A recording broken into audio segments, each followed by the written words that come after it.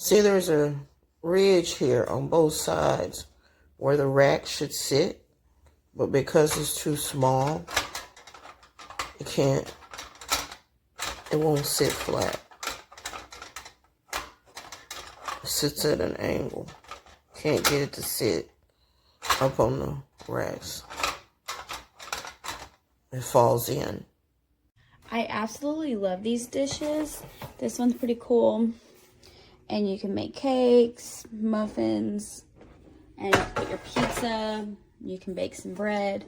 And then it has two different size ones. This one's pretty thin. And then this one is a little bit deeper. And as you can see, I've really used these because I love them.